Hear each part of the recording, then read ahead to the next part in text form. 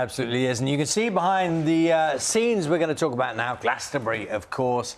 What is it, over 200,000 people there enjoying acts already, including, last night, Dua Lipa. And she impressed the crowds at the festival. She performed hit after hit during her headline set. Now, who gets to go there? Our entertainment correspondent, Colin Patterson, who's there this morning. Colin, hello to you. You know, I always kind of feel... I'm envious that you're down there, but I always think getting guests to appear on breakfast the morning after the night before, especially when you've had the headline act on, you know, the Pyramid stage, it's no mean feat. Could be dangerous if you were going to speak to them. We've managed to get you proper guests, though. We're going to get you to speak to Keane, who are playing up there on the Pyramid stage tonight. Look at what's been going on. Ever since Dua Lipa came off stage last night, there's been a flurry of activity. We've got carts going on and off. We've got all the crates. Dua Lipa's kit is gone. And this morning, Coldplay have been rolling into town. There's videos have been going up, and it's been very interesting to see how quick that turnaround is. It was up there that Dua Lipa, for 1 hour, 45 minutes, gave joy to that Glastonbury crowd. But not just up there, because over there, she had built an extra separate stage which she took all her dancers to. It was quite special. The only way she could get there, by walking through the crowd. If you watch my report, I got within 5 feet of her. I wasn't quite sure what to shout. I do shout something. It was interesting that since she's been on stage, people have been talking about whether her vocals were just a little too good. And I can let you in on a secret. Yesterday, we were here for the sound check and they played a backing track, and that had vocals on it, but only backing vocals. What she was doing was singing on top of a recording of her voice, double tracking. When she went by me in the crowd, I could hear her singing. She was singing live. If you want to grumble about Dua Lipa's set, the things to grumble about are the guest stars. People were hoping for Elton John. They got Kevin from Tame Impala, but he had produced the album. That's why he was up there. And also, why did she not do the Barbie song? All the people there wearing Ken t-shirts, they were disappointed. Here's my look back at yesterday. This report contains some flashing images.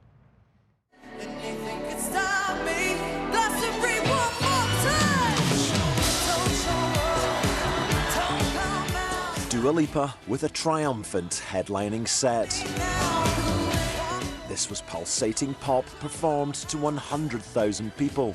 What have you made of it so far? Oh, unbelievable. She smashed it. She's confident. Amazing, incredible. All the way from California to see Dua Lipa, and she delivered! And for the first time,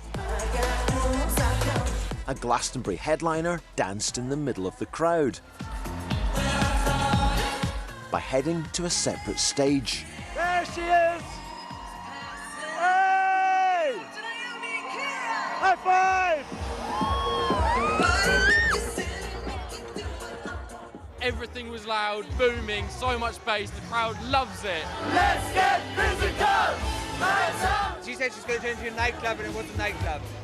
Catch me or go Houdini.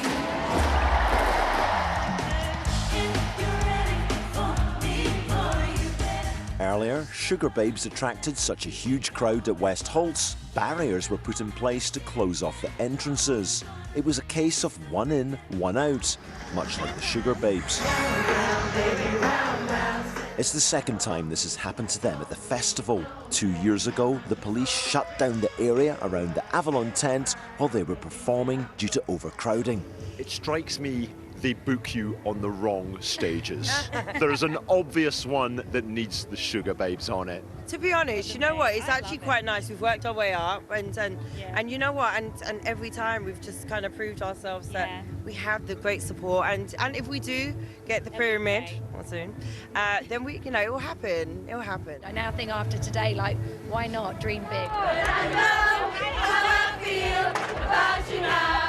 We also had one of those Glastonbury moments. Waiting backstage at the Glade to interview Gok Wan, Dee Ream were about to end their set when we spotted a familiar face, their former keyboardist, Professor Brian Cox.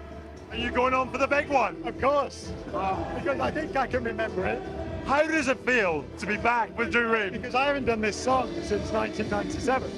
So I think it was Top of the Pops, 1997. So I think it's in E flats.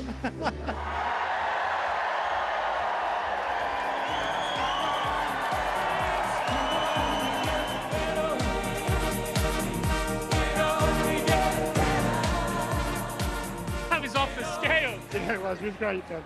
Absolutely off the scale. I think I remembered it, most of it. Oh, it's wonderful. I mean, it's just, look at that crowd of it all the way back. How much of a dream have you just done? Those are two ambitions when I was growing up. Top of the Pops, which I did with Peter, and then Glastonbury. So I've got great news for you. You've passed the audition. Oh, good. And when Gokwan arrived, he told us about his love of DJing at the festival. There is nothing like the Glastonbury atmosphere. It is electric. It starts in your toes and it carries on all the way up to your ears. It is phenomenal. Over at Arcadia, Fatboy Slim was DJing inside a giant dragonfly. How many Glastonburys is it for you now? It's everyone since 1996. Take off a few fallow years. It's probably about 25 in a row, I think. Yeah, it means a lot. Too many to count. Why does it matter so much to you? I just love it. I just love it. I think this is the greatest collection of like-minded, beautiful people who just, for 4 days, we can live in this sort of utopian society where we can express ourselves, be free, be stupid, and, and until we need to wash our clothes. Now he's a little bit rusty. And he'd had a busy day.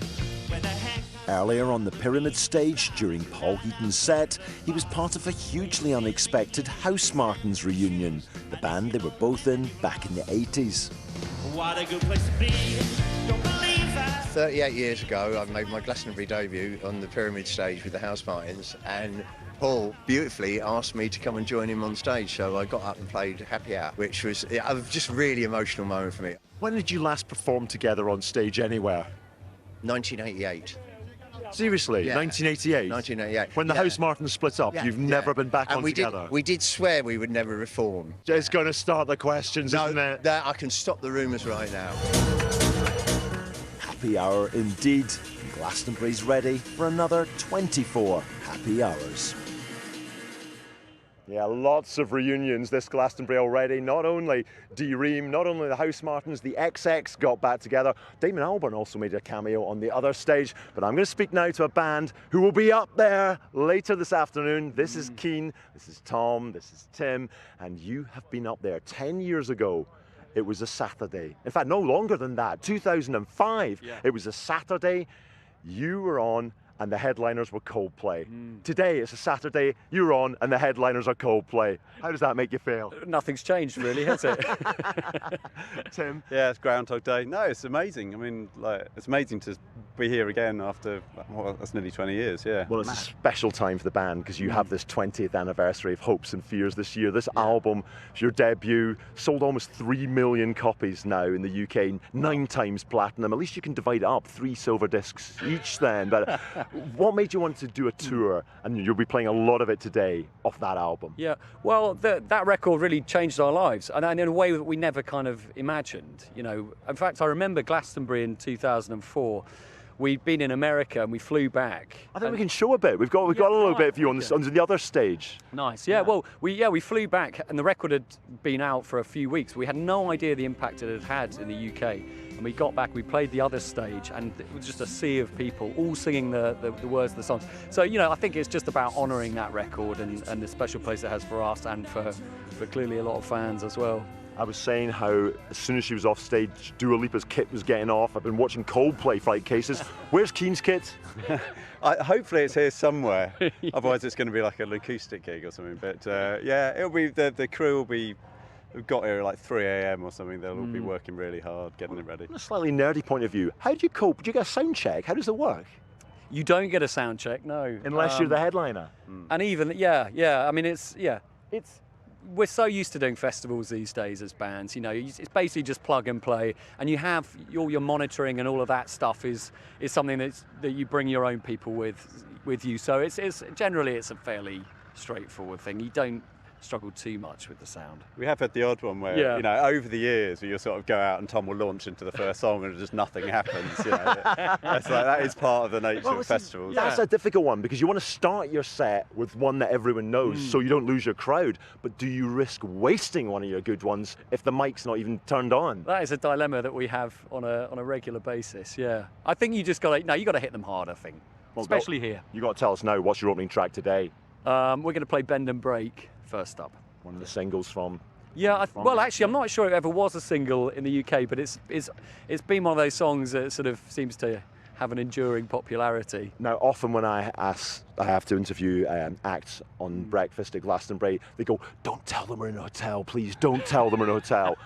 You guys are living it real. I mean, accommodation, realish. We put a bit of light glamping. I'm in a glamping. little caravan thing that's not attached to any water or electricity, but it is. It's better. It's one up from a tent. Let's put it that way. Yeah, and I'm in a motorhome which I drove down here, just next to the acoustic field. Oh, do you own this motorhome? I do not own this motorhome. You hired it, right? It was a terrifying journey down, if I'm being honest. Were you driving? I was driving. Yeah. It's noisy. It's very long, and the wheels are tiny. I just think, how can the wheels be this small for something this big? But we got here. We're alive. Are the blinds working in it? That's the crucial thing at Glastonbury. The blinds are working well. In fact, my wife woke up with a migraine this morning. Oh, so they're not working, yeah. The blinds are fully up. That's what she told you. Yeah. Now, tonight, it's a record. Coldplay are headlining for the 5th time. How things might have been different for you, Tim. I believe, almost in a football style, they tried to sign you back in the day. What stage were Keane in, and what kind of moves did Chris Martin make on you? Well, it sounds like one of those sort of Brian Clough stories, isn't it? We were at university together, me and Chris. And we used to hang around talking about music and go to each other's gigs, play gigs together. And there was a point where they were talking about getting a keyboard player. This was before Chris he was always playing the guitar at this point. So he asked me, would I be interested in joining the band? But and frankly, I was quite interested. Well, were Keane a going concern at this point? Yeah, I think. Yeah. Oh, yeah. Oh, did you know about this? Did you have to make an impassioned speech? Don't leave me. No, I think. No, I didn't. I don't think so. No. I don't think. I mean, obviously, I would never have left Keane anyway. But No. I think, luckily, I think Chris realised that he could probably play the piano better than me anyway. So he just did it all himself. Yeah. Today at festivals, you get the beautiful thing of just coming on after utterly random people. Cyndi Lauper, absolute legend of pop, on before you. That's going to be a party, isn't it? Everyone's going to be. It's going to be hard to follow. Yes, very hard to follow. Yeah, what a legend. I think she might keep Girls Just Want to Have Fun till quite close to the end. And also, you guys have been out and about. We've got about 1 minute left. Give us your quick review of Glastonbury 2024 so far. Oh, my absolute highlight. Well, the vaccines were amazing, but my absolute highlight was Aurora on the Park stage. It was just absolutely stunning, fantastic. You've been sampling some non-music. As well as some music, but yeah, I went for the gong baths yesterday, which is where no idea. I have no idea. Lots of gongs being banged. You lay on the ground in a yurt, and you actually I fell asleep. Well, listen, thank you very much. All the best for your slot on the Pyramid stage. Don't be too upset that you could have been headlining as the keyboardist in Coldplay. And Glastonbury is an endurance test for everyone. It's an endurance test for this microphone. Some real eagle-eyed viewers may have noticed I turned it round during the interview because look what's happening. I'm losing the BBC breakfast off the microphone. It's been a hard Glastonbury. 2 days to go. Come on, microphone, you can do it. Colin, thank you very much. It's literally falling apart. Aren't they lovely? Performing tonight, up early in the morning before. And Fantastic. perky and chatty. Yeah. You can watch Glastonbury performances on the BBC iPlayer, hear the latest on BBC Sounds.